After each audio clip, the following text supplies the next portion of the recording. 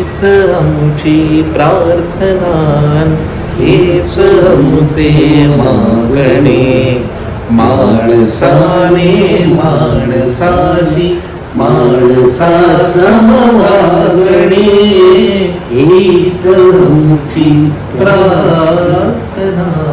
नमस्कार. सत्यार्थ महाराष्ट्रामध्ये मी पुन्हा एकदा आपलं स्वागत करतो. कोकण ही नररत्नांची भूमी आहे. या कोकणाने साहित्य, कला, सांस्कृतिक क्षेत्रामध्ये अनेक नामवंत लोकांचं या ठिकाणी जन्मापासून तर त्यांची कारकीर्द मुंबईत जरी घडत असली तरी या लाल मातीशी त्यांची नाळ सदैव घट्ट राहिलेली आहे. आज ह्याच लाल मातीमध्ये कला, आविष्कार आणि संगीत, नाट्य ह्या सगळ्या क्षेत्रात काम करणारी काही दिग्गज मान्यवर मंडळी आलेली आहेत. कौशल इनामदार, खरं तर मराठी चित्रपटसृष्टी असेल, नाट्यसृष्टी असेल, संगीत क्षेत्र असेल, अगदी सारेगमपचं जे परीक्षक असतील तर अगदी नावाजलेला अल्बम म्हणजे की मराठी गौरवगीत, अभिमान गीत याचं त्यांनी दिग्दर्शन केलं आणि संपूर्ण महाराष्ट्राने त्यांना अतिशय भरभरून प्रतिसाद दिला. महाराष्ट्राने अगदी डोक्यावर घेतलेला तो अल्बम. नंतरच्या काळात पितृऋण असतील किंवा अनेक बालगंधर्वसारखा अनेक चित्रपट, ज्या चित्रपटांची अक्षरशः हाऊसफुल अशी गर्दी पाहायला मिळाली, त्यांचं दिग्दर्शन करणारे कौशलजी आपल्यासोबत आहेत. सर नमस्कार. नमस्कार. दुसरी एक अतिशय जबरदस्त व्यक्तिमत्वाने ज्यांना ऐकण्यासाठी, ज्यांना पाहण्यासाठी अनेक संगीतप्रेमी असतील किंवा कलाप्रेमी असतील, साहित्यप्रेमी असतील, सरीतोड असं बोलणारे आमचे आदरणीय प्राध्यापक अशोक बागवे सर आपल्यासोबत आहेत. आणि ज्यांच्या प्रेमापोटी आलेले आहेत ते आमचे कोकण भूषण आणि सिंधुदुर्ग रत्न सतीश पाटणकर साहेब आपल्यासोबत आहेत. तिन्ही मान्यवरांचं मी पुनश्च एकदा स्वागत करतो. मी पहिल्यांदा जातोय आदरणीय कौशलजींकडे. कौशलजी, खरं तर आपला दौरा गोवा आणि रत्नागिरीचा होता. आज सावंतवाडीमध्ये सहज मित्रप्रेमापोटी आपण थांबलेला आहात. एकूणच कोकणचा अनुभव, आत्ता तुम्ही 2-3 दिवस कोकणात आहात, रत्नागिरीत आहात, आता पुण्यावरून इकडे आलात. कोकणचा अनुभव कसा वाटतो? खरं तर मी वाढलो पूर्ण मुंबईत आणि माझं मूळ गाव कोल्हापूरजवळ आहे, तरी मला कोकणाबद्दल एक विशेष प्रेम आहे मनात. आणि माझं जे काही म्हणजे समजा सुट्टी घ्यायची वेळ आली किंवा विचार करायला की पुन्हा एकदा ताजंतवानं व्हायला सगळ्या मुंबईच्या दबडग्यातनं कुठे जायचा प्रसंग आला तर मी कोकणातच येतो. आणि त्यामुळे कोकणी माणसांची मैत्रीसुद्धा माझी सहज होते. एक कवी आणि संगीतकार म्हणून जे माझं नातं अगदी घट्ट जडलं ते सुद्धा बागवे सरांबरोबरच जडलं. त्यांच्या कवितांना इतक्या मी चाली दिलेल्या आहेत आणि त्यांच्या कवितांमध्ये कोकण असा ठाई ठाई असा पेरलेला असतो. तर त्यामुळे तशी माझी तसाही माझा कोकणाशी संबंध आलेलाच आहे. आणि दुसरी महत्त्वाची गोष्ट म्हणजे इकडचं खाद्यजीवन. नाटक वेडी मंडळी आहे तिकडे, त्यामुळे हृदयाचं नातं म्हटलं तर हे कोकणाशीच आहे आमचं. नक्कीच. सर, दुसरा एक प्रश्न की भागवत सरांकडे आपण प्राथमिक वेळ घेतले होते आणि इथली जी मंडळी आहे, अगदी नुकताच आपण जी चर्चा झाली साधक बाधक, त्याच्यात पण अगदी केशवसुतांची तुतारी इथे पुढली, वि. स. खांडेकर इथेच पुढले याच मातीत त्यांनी खरं तर. आणि आता आपण ज्यांचं जन्मशताब्दी वर्ष महोत्सव म्हणून आपण साजरा करतोय ते दळवी साहेब सुद्धा, त्यांची सुद्धा बेंगुर्ला जवळ आरोली म्हणून गाव आहे, ते सुद्धा इथलेच. अर्थातच मराठी साहित्य आणि रंगभूमीला किंवा साता समुद्रावर नेणारे आमचे मच्छिंद्र कांबळे साहेब असतील, तर वस्त्रहरण गवाणकर असतील, तर ही सगळी मंडळी अर्थात कोकण भूमी जी आहे ती मराठी साहित्य विश्व आणि कला विश्वाला पडलेलं, पहाटे पडलेलं एक स्वप्न वाटतं का? निश्चितच. म्हणजे कलाकारांची भूमी आहे ही. आणि नुसती कलाकारांची नाही, मला वाटतं 5 भारतरत्न ही कोकणातलीच आहेत. यस. आणि त्यामुळे जे काही सामाजिक, सांस्कृतिक, कला जगतामध्ये मूलभूत अशी कामगिरी करणारे जे लोक आहेत, अगदी वि. स. खांडेकरांपासून सचिन तेंडुलकरपर्यंत हे सगळे कोकणी माणसंच आहेत.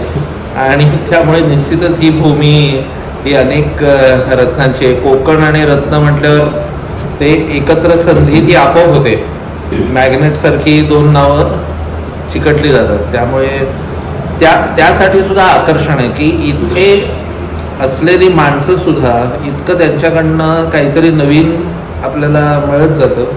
त्यामुळे कुठल्याही कलाकाराला ही कोकणाची ओढ असणारच असं मला वाटतं. मला वाटतं यांचं एक यांची कादंबरी पण आहे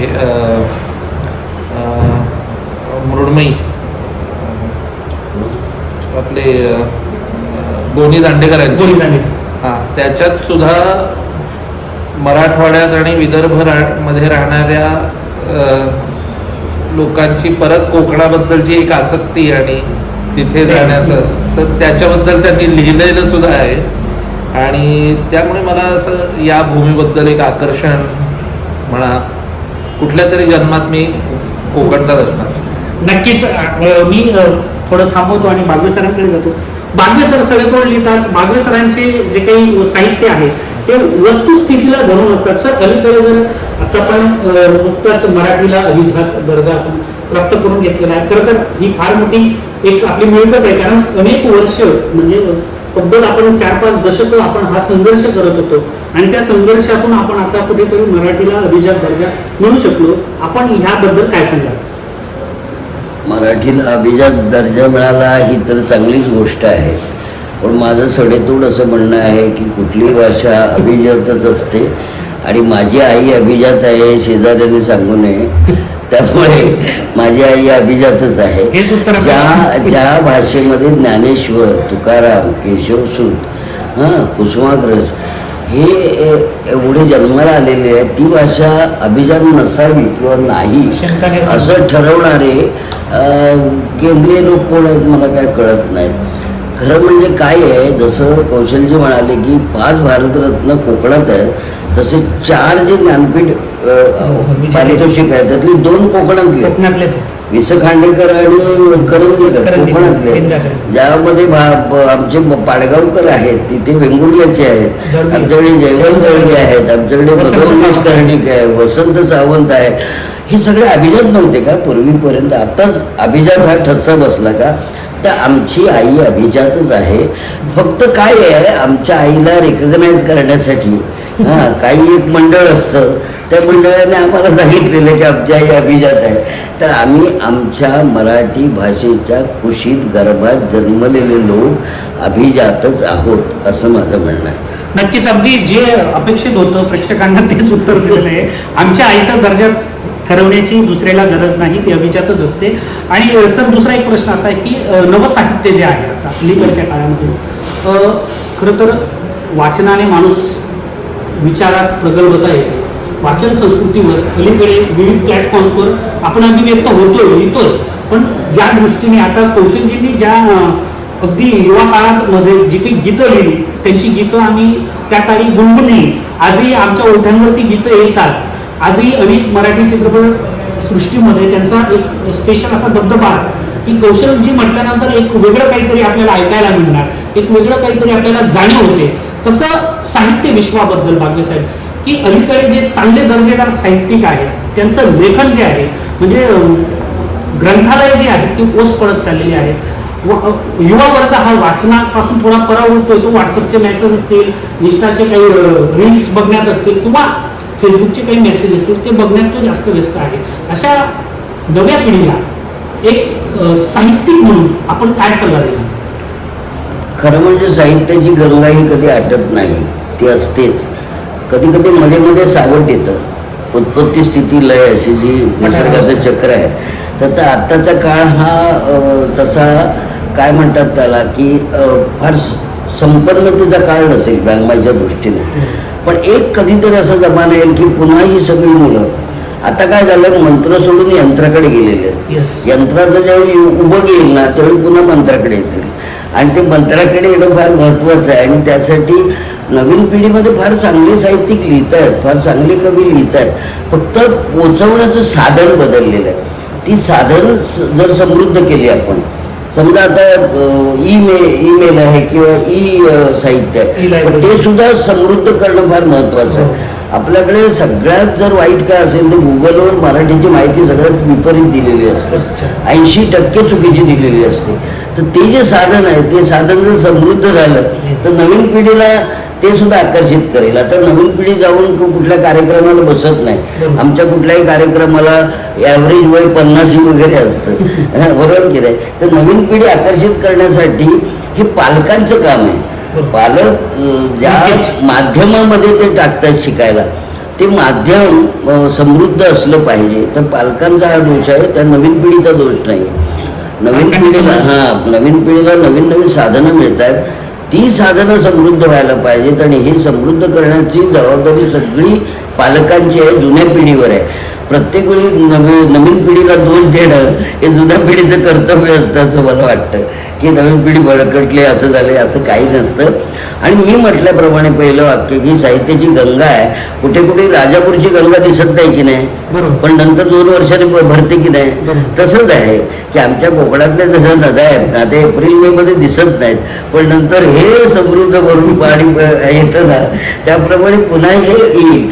आणि मी निगेटिव्ह विचार करणारा अजिबात नाही आहे. आमच्या वेळी पण असं म्हणत होते, जुने लोक होते, आता नवीनचं काय होणार.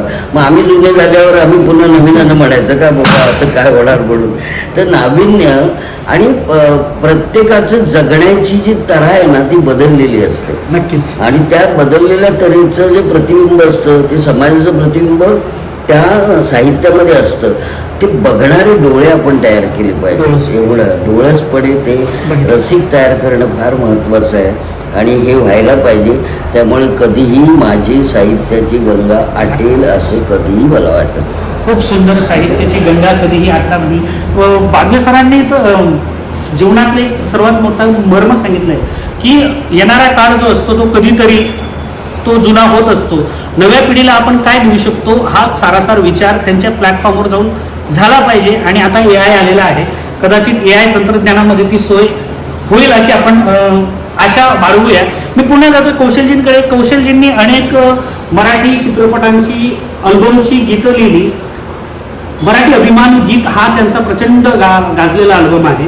खरं तर कौशलजी मला तुम्हाला 2-3 प्रश्न या अनुषंगाने विचारायचे आहेत. त्याच्यातला पहिला प्रश्न असा आहे, आपण खूप सारी चित्रपटातली गीतं लिहिली, त्या सगळ्या गीतांमध्ये आता एक गीतकार म्हणून, संगीतकार म्हणून तुम्हाला सर्वात जास्त भावलेलं किंवा आवडलेलं कुठलं गीत? तशी बरीच आहे, असं सांगता येत नाही. आणि कसं असतं की कलाकार त्याला सगळंच आवडतं आणि कमी वेळा करता आवडतं. म्हणजे एकदा तुम्ही जेव्हा तुम्ही ते काम करत असता तेव्हा तुम्ही त्याच्या प्रेमात असता आणि नंतर मात्र तुम्हाला असं वाटतं की याच्यात आणखीन काहीतरी चांगलं करता आलं असतं. त्यामुळे ते आपण हळूहळू त्याच्याकडे, पण ती एक पुढचं चांगलं काम करण्यासाठी प्रेरणा असते, उर्मी जागृत होते. मला असं वाटतं की आता अलीकडे 2 अशी गाणी मला सांगता येतील की उबुंटू चित्रपटामधलं हीच आमची प्रार्थना आणि हेच आमचे मागणे हे समीर सामंतने लिहिलेलं आणि मी संगीतकाला केलेलं हे गाणं. त्याने मला खूप समाधान याकरता दिलं की गाणं ही फक्त करमणुकीचं साधन नाही आहे, ते लोकांच्या आयुष्याला जाऊन चिकटतं आणि कुठेतरी त्यांच्या रोजच्या आयुष्याला स्पर्श करतं असं.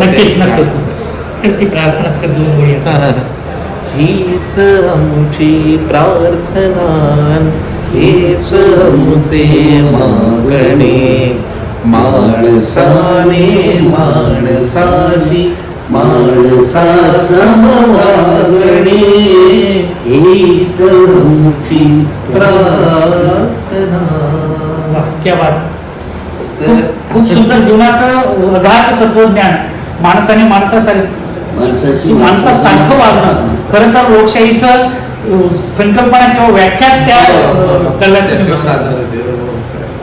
तर मला असं वाटतं की यांनी असं अनेक शाळांनी आता हे त्यांची अधिकृत प्रार्थना म्हणून गीताचा अवलंब केलेला आहे. सगळीकडे शाळा सुरुवातीला जेव्हा भरते ना सर, तेव्हा जो मूल्यमापनाचा किंवा मूल्य शिक्षणाचा जो अर्धा तास असतो ना, त्याच्यात 90% शाळांमध्ये रोज सकाळी तर असं काहीतरी आपल्या हातून काम व्हावं की जे आपल्या पश्चात टिकून राहील. नक्कीच हा. नक्कीच. आणि आपण विरत चाललो तरी चालेल, पण काहीतरी एक असं शाश्वत गोष्ट राहावी, तर ते आहे. आणि तुम्ही मगाशी उल्लेख केल्याप्रमाणे मराठी अभिमान गीत आहे. ज्याच अल्बममध्ये मी बागवे सरांचं पण एक गाणं केलेलं आहे की माझा मराठीचा बोल वाजे काळजात बोल, मराठीचा बोल ओवी मधून पाझरे निळ्या अमृताची ओल, मराठीचा बोल. असं हे मराठी भाषेवरचं गाणं. खरं तर मराठी भाषा ही खूप समृद्ध आहे, खूप गोडवा आहे. इतर भाषांमध्ये जो गोडवा आहे तोच मराठी, पण आपल्याला आपली माय नेहमीच गोड वाटत असते. मी पुन्हा बागवे सरांकडे जाईल. बागवे सर, आपण असंख्य कविता संग्रह साहित्य लिहिले आहे. या सगळ्यांच्या अनुषंगाने आत्ता नवीन काही कलाकृती किंवा काही कुठले विषय असे आहेत की त्याच्यावर लिखाण करणं गरजेचं आहे? काय आहे, आपण जे जगतोय ना ते जीवनाच्या सगळ्या परिसीमा धुंडाळणारं लेखन आपल्याकडे होत नाही. आपल्याकडे तुम्हाला खरं सांगू का, एक गोष्ट आपण लेखनामध्ये आणलेली नाही, ते म्हणजे राजकीय राजकीय नाटकं ही आलेली नाही आहेत. राजकारण हे कोणाला कळत नाही असं आपण म्हणतो, पण कलाकाराला तिसरा डोळा असतो. त्याला जर कळत असेल तर नाटकाच्या सगळ्यामध्ये सामाजिक नाटकं वगैरे येतात, सगळे येतात, सुधारिक नाटकं येतात, पण राजकीय नाटक नावाची गोष्ट ज्या दिवशी येईल त्या दिवशी थोडाफार फरक पडेल आपल्या वागण्यामध्ये असं मला वाटतं. कारण ते दृश्य जे आहे ते पाहिल्यानंतर नाटक करणारे पण सुधारतील. म्हणजे नाटक करणारे जीवनात स्वतः जे असतात ते. तर त्यामुळे अशा प्रकारे, आणि त्यामुळे राजकीय कादंबरी पण नाही, म्हणजे राजकीय हा जो संस्कृतीचा एक भाग आहे ना. राजकारण प्रत्येक माणसाला लपेटून आहे, पण त्याचं प्रतिबिंब साहित्यात नाहीये. म्हणजे राजकीय कादंबरी नाही, राजकीय नाटक नाही, राजकीय लोककथा नाही, काहीच नाही. काही दृष्ट्या सर पूर्वी जे सिनेमा आहे ना त्याच्यातून दाखवलं गेलं होतं, बरोबर आहे, पण आता त्याच्यावर धाडस कोणी करत नाही. याचं कारण असं की त्या कलाकारांना सुद्धा विकत घेण्याची परंपरा जी आहे, त्यामुळे ते असं झालेलं आहे. त्यामुळे कलाकार स्वच्छ राहायला पाहिजे. कुठल्याही पक्षाचा झेंडा खांद्यावर घेता कामा नये. आमचे पाडगावकर म्हणायचे कलाकाराने कुठल्याही पक्षाचा झेंडा खांद्यावर घेतला नाही पाहिजे, कारण तो सर्वव्यापी असतो. नक्कीच. तो ऑक्टोपस सारखा असतो, तो 1000 हातांचा असतो, त्याला 1000 दुखणी कळत असतात. डॉक्टरांना जेवढी दुखणी कळत नाही ना तेवढी लेखकाला मनाची दुखणी कळत असतात, आणि त्या दुखणीवर इलाज देणारा तोच माणूस असतो. पण हे सगळं सांस्कृतिक पर्यावरण आहे, त्याला देणारं म्हणजे त्याला पुष्टी देणारं असं वातावरण आपल्याकडे सध्या नाही आहे. आता सतीश पाटणकर त्यावेळी होते राजकारणामध्ये, ते हे होते पीएचं काम करत होते, पण अशी माणसं सुद्धा नाही आहेत. आणि त्यामुळे काय झाले, एक प्रकारची दरी निर्माण झालेली आहे. जीवन आणि राजकारण, जीवन आणि समाजकारण, जीवन आणि संस्कृती याच्यामध्ये जी दरी निर्माण झालेली आहे ती दरी ओलांडून जाणारं साहित्य लिहिणं गरजेचं आहे, आणि ते ठरवून सुद्धा लिहायला हरकत नाही. नक्कीच. खरं तर खूप संवेदनशील विषयाला हात घातला, आणि आता तर विधानसभेचे वेध लागलेले आहेत. त्या दृष्टीने नक्कीच बागवे सरांची ही प्रतिक्रिया या समाजामध्ये जे साहित्यिक म्हणून सांस्कृतिक परंपरेचे पाईप म्हणून जे काम करत आहेत त्या महानुभावांसाठी ही खरी तर शिकवण आहे असं म्हणायला हरकत नाही. ही संधी आपल्याला ज्या महोदयांनी मिळवून दिली, अतिशय डाऊन टू अर्थ असलेली व्यक्ती, मुख्यमंत्री कार्यालयाचे पब्लिक रिलेशन ऑफिसर या सुपर क्लास 1 पदावरून सेवानिवृत्त झाल्यानंतर आपल्याच कोकणी माणसांना काहीतरी कोकणी परंपरा, शाकाहारी आहार आणि कोकणचा समृद्ध असलेला हा आपला जो आहार आहे तो सकस आहार लोकांपर्यंत पोहोचवण्यासाठी हॉटेल व्यावसायिक म्हणून अनेक वर्ष ते या क्षेत्रात आहेत. आज त्यांच्याच हेरंब या हॉटेलमध्ये आपण आहोत. आपण शेवटी त्यांच्याकडे जातोय. पाटणकर साहेब, काल परवा आठवले साहेब येऊन गेले, आठवले म्हणून विचारतोय की अशी लोक जी अवलिया लोक आहेत सगळ्या क्षेत्रातून हे आपल्याकडे येतात, आपल्या प्रेमापोटी येतात. कोकणाची नररत्ने आपण लिहितात, कोकणातली खाद्यसंस्कृती आपण लिहितात, कोकणातली माणसं, कोकणातली मंदिरं, एकूणच सामाजिक, साहित्यिक आणि लोकसंस्कृती आणि खाद्यसंस्कृती ह्या चौथे रंगांनी आपण लिहितात. खरं तर आपलं आम्ही कितीही ऋण व्यक्त केलं शब्दात ते होऊ शकत नाही, कारण एक समृद्ध वारसा आपण कोकणाचा जो कविवर्य वसंत सावंतांनी चालवला तोच वारसा एका वेगळ्या शैलीने चालवत आहेत. आज ही महानुभाव मंडळी आलेली आहे. आपण यांच्याबद्दल थोडंसं आम्हाला बोलावं. खरं म्हणजे आज आपलं भाग्य आहे की संगीत क्षेत्रातले एक ज्येष्ठ व्यक्ती आणि साहित्य क्षेत्रातली एकदम ज्यांच्या पायाला आज हात लावा अशी काही माणसं दुर्मिळ होत चालत असताना अशी माणसं आज आपल्या या कोकणात आलेली आहेत. खरं आपण सगळ्यांनी यांचं स्वागत करायला पाहिजे. मला नेहमी वाटायचं की मी जेव्हा बालगंधर्व चित्रपट बघितला त्यावेळेचं संगीत आणि आताचं त्यांनी दिलेलं संगीत हे जेव्हा मी जेव्हा अभ्यास करत होतो तेव्हा त्या संगीत लिहिताना किती त्यांना कष्ट झाले असतील ह्याचा मी विचार करत होतो. कारण बालगंधर्वाचं त्यावेळेचं संगीत जे होतं ते संगीत आताच्या काळात देताना किती त्यांना कष्ट पडले असतील याचा मी विचार करत होतो. आणि ते त्यांनी खरं म्हणजे ती धुरा त्याने अत्यंत चांगल्या प्रकारे सांभाळली. त्याबद्दल खरं म्हणजे आपण त्याचं अभिनंदन तर करायलाच पाहिजे, पण त्यांचं आपण ऋण सुद्धा व्यक्त करू शकत नाही असं मला वाटतं. बागवे सर किंवा इनामदार सर यांचं मी या ठिकाणी आमच्या या भूमीत स्वागत करतो. आणि मला खूप आनंद वाटतो की ज्या भूमीने अनेक संगीतकार दिले, म्हणजे लक्ष्मीकांत प्यारेलालपैकी लक्ष्मीकांत किंवा आमच्या सिंधुदुर्ग जिल्ह्यातला किंवा वसंत देसाई, अशोक वांगणकर ही सगळी मंडळी आमच्या सिंधुदुर्ग जिल्ह्यातली. त्याच्यावर मी अनेक ठिकाणी लिखाण केलं. अनेक बहादुरीसारखे ज्येष्ठ बहादुरी आहे, अनेक म्हणजे नावं घेतली तर मी नेहमी म्हणतो की जर एकंदर संपूर्ण भारतातली किंवा 10 टॉप नावं काढली प्रत्येक क्षेत्रातली तर त्यातली 3 नावं किमान ही सिंधुदुर्ग जिल्ह्यातली आहे. नक्कीच. म्हणजे मग क्रिकेट असेल, नाट्य असेल, नेमर्सेकर असेल, अशी सगळी जर मंडळी काढली तर. आणि अशा या भूमीला या 2 माणसांचे आणि त्याच्याबरोबर आलेल्या सगळ्यांचे पाय या भूमीला लागले. मी आपल्या सर्वांच्या वतीने त्यांचं या ठिकाणी मनपूर्वक स्वागत करतो. आणि जाता जाता एवढंच सांगतो की आपण असंच या भूमीत येत राहा आणि आपले जे आपण जी मोलाची अशी काही आमच्यावर संगीताची काही वडसाव केला आहे तो असाच बरसत राहू दे. आणि बागवे सरांनाही विनंती करतो, त्यांनी अनेक चित्रपटांना गीतं दिलेली आहेत, ती अशीच गीतं त्यांची चालू ठेवावीत आणि आम्हाला ती ऐकण्याची संधी मिळावी आणि हे क्षेत्र अधिक फुलत राहावं अशी या निमित्ताने आशा व्यक्त करतो आणि इथेच थांबतो. जय हिंद, जय महाराष्ट्र. खूपच सुंदर. आज कलाक्षेत्रातली, साहित्य क्षेत्रातली आणि खरं तर माणुसकी जपणारी माणसं ज्यांनी एवढी म्हणजे पसायदानंतर मला आवडलेली प्रार्थना सर, खरं सांगतो, पसायदानंतर मला आवडलेली प्रार्थना किंबहुना माझ्यासारख्या अनेक साहित्यप्रेमींना आवडलेली प्रार्थना म्हणजे सरांचं संगीतबद्ध केलेलं आणि सावंतांचं गीत. ज्यांच्यामुळे आपल्याला ही संधी मिळाली त्यांना सुद्धा आपण या ठिकाणी पाचारण करतोय. सर, आत्ता आपला दौरा सुरू होतोय. खरं तर कोकणात आपण आलेला आहात आणि आत्ता तुम्ही गोव्यात जात आहेत. गोव्यात गेल्यानंतर कोकण आणि गोवा हे फार जवळचं नातं आहे. इथे आल्यानंतर कालपासून तुम्ही कोकणात आहात, रत्नागिरी असेल, कुडाळ असेल, इथला पाहुणचार, इथलं खानपण आणि इथली माणसं, इथली संस्कृती आपल्याला कशी भावली? काय मी सिंधुदुर्गातच आहे त्यामुळे काय, आणि 2 माणसं माझ्या मागे उभे आहेत हे सोबत आहे, संपला विषय, मला काय करण्याची गरजच नाही. त्यातलं मराठी 8 दिवस मी दर महिन्याच्या 27 तारखेला मराठी 8 दिवस करतो. अच्छा अच्छा, मराठीची आठवण खूप गरजेचं आहे. खूप 3 वर्ष हा माझा उपक्रम मराठी 8 दिवस. हो, आणि कोणाकडनं एकही पैसा न घेता माझ्या खिशातून करत असतो मराठीसाठी. ते करतो.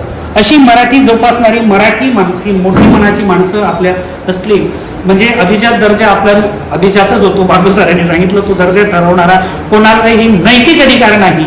आज आपल्यासोबत होते बागवे सर, आपल्यासोबत होते पाटणकर सर आणि साहित्य आणि कला क्षेत्रातलं दिग्गज इनामदार सर आपल्यासोबत होते. तुर्तास मी इथेच थांबतो. मी रुपेश पाटील, व्हिडिओ जर्नलिस्ट, सामाजिक परबसह सत्यार्थसाठी, सिंधुदुर्ग, सावंतवाडी.